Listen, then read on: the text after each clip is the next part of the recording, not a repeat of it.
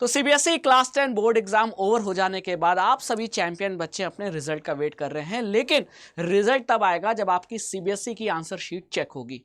तो आपकी answer sheet को चेक करने का जो प्रोसेस है वो क्या है, सीबीएसई कैसे उस प्रोसेस को फॉलो करती है, इस वीडियो में मैं बताने जा रहा हूं। एंड तक जरूर देखिएगा। तो आपने जितने भी बोर्ड एग्जाम दिए होंगे, एक पर्टिकुलर सेंटर आपको अलॉट हुआ होगा, वो सेंटर आपके एडमिट कार्ड में भी मेंशन था, है ना। अब आप उस सेंटर पर हर दिन जब जब आपका पेपर था तब आप गए, आपने बोर्ड एग्जाम दिया, और बोर्ड एग्जाम की जो कॉपी है वो आपके कलेक्ट होकर उस सेंटर से जाती है। कहाँ जाती है? इवैल्यूएशन सेंटर पे। तो एक होता है एग्जाम सेंटर जहां आपने बोर्ड एग्जाम दिया है। बोर्ड एग्जाम खत्म हो जाने के बाद आपकी जो आंसर शीट है जो सीबीएसई ने आपको दी एग्जाम सेंटर पर, जिसमें आपने आंसर लिखा, वो सभी बच्चों से कलेक्ट करके बंडल्स के फॉर्म में वो तुरंत भेज दी जाती है। कहाँ? इवैल्यूएशन सेंटर पे। ठीक है। अब इवैल्यूएशन सेंटर पे कौन होता है? इवैल्यूएशन सेंटर पे होता है टीचर्स का एक ग्रुप, एक समूह, जो आपकी कॉपी चेक करता है ना। क्योंकि बहुत सारी कॉपी है तो एक टीचर चेक करेगा तो बहुत टाइम लग जाएगा रिजल्ट डिक्लेयर करने में, इसीलिए बहुत सारे टीचर्स को बुलाया जाता है। अब ये टीचर्स कौन होते हैं? तो ऑलरेडी सीबीएसई के एफिलिएटेड स्कूल्स में पढ़ाने वाले टीचर्स को ही सीबीएसई क्या करती है? बुलाती है। यानी कोई स्कूल है, मान लो किसी डिफरेंट सिटी में, वहाँ कोई सीबीएसई एफिलिएटेड स्कूल है, ठीक है, और वहाँ का कोई टीचर है मैथ्स का या साइंस का या सोशल का या इंग्लिश का। सीबीएसई उस स्कूल को एक लेटर इशू करेगी कि आप एक सर्टिफिकेट इशू करके इसे रिलीव कीजिए, और वो मैं आपको दिखाता हूँ। ठीक है। अगर आप ये पीडीएफ देखो तो यहाँ क्या लिखा है? साफ साफ लिखा है सीबीएसई का रिलीविंग सर्टिफिकेट। यानी स्कूल इस रिलीविंग सर्टिफिकेट में उस टीचर को क्या करेगा? स्कूल की जिम्मेदारी से कुछ देर के लिए रिलीव करेगा, यानी छुटकारा देगा, ताकि वो टीचर जो स्कूल में पढ़ा रहा था वो रिलीव हो जाएगा स्कूल के काम से, और वो सीबीएसई के इवैल्यूएशन सेंटर पे जाएगा कॉपी चेक करने। ठीक है। तो सीबीएसई ये स्कूलों को रिलीविंग सर्टिफिकेट देती है कि आप जिस टीचर को रिलीव करने जा रहे हैं उसका पूरा डिटेल यहां मेंशन करके आप हमें दीजिए, और उस टीचर को जब आप रिलीव कर देंगे तो आप कोई काम नहीं लेंगे, सीबीएसई उसका काम लेगी और उनको बुलाकर इवैल्यूएशन सेंटर पे कॉपी चेक कराएगी। ठीक है, बात समझ में आ गई। तो कुछ समय के लिए स्कूल के टीचर ही सीबीएसई के इवैल्यूएशन सेंटर पे बुलाए जाते हैं और उन्हें कॉपी चेक करने दी जाती है। ठीक है। उसके पहले, कॉपी चेक करने से पहले उन्हें बता दिया जाता है कि ये रहा क्वेश्चन पेपर और इस क्वेश्चन पेपर का ये रहा स्टैंडर्ड आंसर। अब स्टैंडर्ड आंसर के साथ आप अपने जो आंसर शीट आपको मिली है बच्चों की, उसके आंसर को मैच करके आपको नंबर देना है। आपको स्टेप का ध्यान रखना है, आपको आंसर का ध्यान रखना है, आपको प्रेजेंटेशन का ध्यान रखना है, और तब नंबर देना है। ठीक है, बात समझ में आ गई। तो यहां तक तो आपको क्लियर हो गया। ठीक है। अब एक चीज और ध्यान रखना है कि इसमें सीबीएसई की एक पॉलिसी है, ये पीडीएफ थोड़ा पुराना है लेकिन पॉलिसी यही फॉलो होती है और अभी भी यही फॉलो होगी। जैसा कि आप देख पा रहे हैं कि ये जो पीडीएफ है, नोटिफिकेशन है, वो 9 फरवरी 2023 का है। ठीक है। और इसमें साफ साफ कहा गया है कि ऐसे सब्जेक्ट जो 80 मार्क्स के होते हैं, यानी मेन सब्जेक्ट है ना, उनके 20 कॉपी पर डे में चेक होंगे। यानी एक टीचर को इवैल्यूएशन सेंटर में जाकर मेन सब्जेक्ट की 20 कॉपी चेक करनी है एक दिन में, फिक्स है, ना 20 से ज्यादा ना 20 से कम।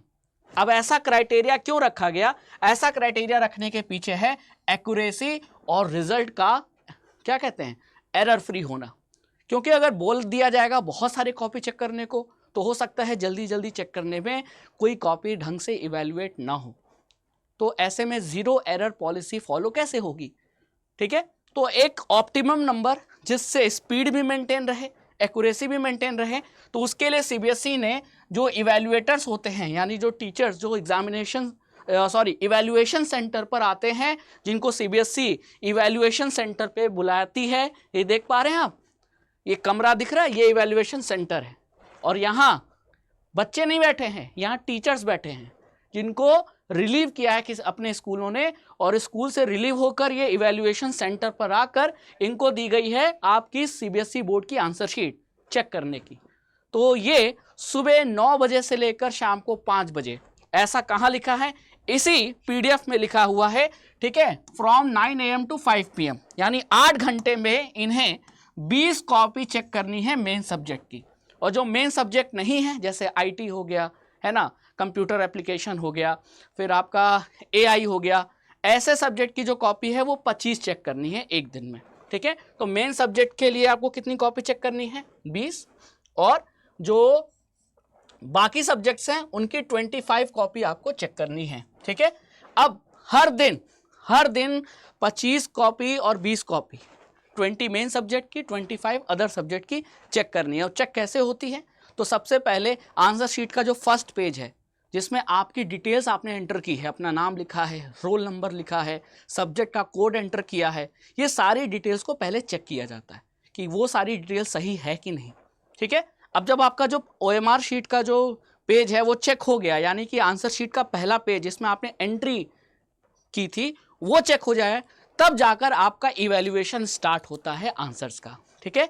और एक जो स्टैंडर्ड आंसर है वो सभी को दे दिया जाता है, सभी टीचर्स को, कि इस सब्जेक्ट का ये जो पेपर है ना, एक मिनट यहाँ मैं आपको दिखाता हूँ कि जैसे यहाँ सभी टीचर्स को बता दिया जाता है कि ये स्टैंडर्ड आंसर है इस सब्जेक्ट के पेपर का, और आपको इसी आंसर के साथ 20 कॉपी चेक करनी है, ठीक है।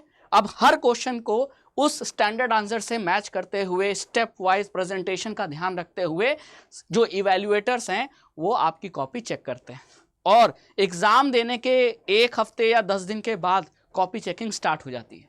जैसे आपने पहला पेपर इंग्लिश का दिया होगा, तो पहला पेपर के 10 दिन बाद लगभग कॉपी चेकिंग इंग्लिश की स्टार्ट हो गई होगी। मैथ्स का पेपर दिया होगा तो मैथ्स पेपर के 1 हफ्ते बाद या 10 दिन बाद उसकी कॉपी स्टार्ट हो गई होगी चेकिंग। यानी इस समय जब आप ये वीडियो देख रहे हो, इस समय आपकी कॉपी चेक हो चुकी होगी या हो रही होगी, ताकि आपको जल्द ही क्लास 10 बोर्ड एग्जाम का रिजल्ट दे दिया जाए, वो भी एरर फ्री, है ना। तो इसीलिए कहते हैं कि CBSE जो रिजल्ट डिक्लेयर करता है वो 99.99% होता है सही, और क्योंकि एरर की गुंजाइश नहीं होती, क्योंकि बहुत सारे इवैल्यूएटर्स होते हैं। आपकी कॉपी की जो टोटलिंग है, यानी कि क्वेश्चन आंसर इवैल्यूएट करने के बाद टोटलिंग सही से हुई है कि नहीं, ये भी चेक किया जाता है कई बार।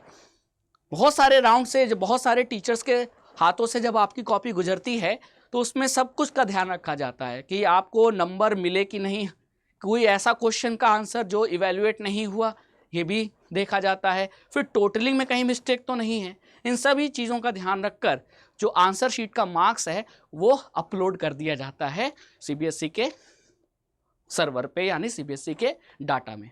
और फिर बाद में जब सारे मार्क्स अपलोड हो जाते हैं तो एक साथ सभी का रिजल्ट डिक्लेयर किया जाता है, जो बाद में आप चेक कर सकते हैं। तो जब भी रिजल्ट आएगा आपको ज़रूर बताया जाएगा, लेकिन कम से कम आपको कॉपी चेकिंग का जो प्रोसेस है वो क्लियर हो गया। अब आपको अगर किसी टाइप का डाउट है तो कमेंट सेक्शन में ज़रूर पूछना, और आई होप कि इस वीडियो से आपको जो भी डाउट या क्लियर जो आपको कंसेप्ट नहीं थे वो क्लियर हो गए होंगे कि कॉपी चेक होती कैसे है। तो आई होप अगर आपको ये वीडियो पसंद आया तो आप ज़रूर लाइक करेंगे और इसे शेयर करेंगे, और रिजल्ट जब भी आएगा सबसे पहले आपका रिजल्ट हम डिक्लेयर करके बताएंगे। Thank you so much.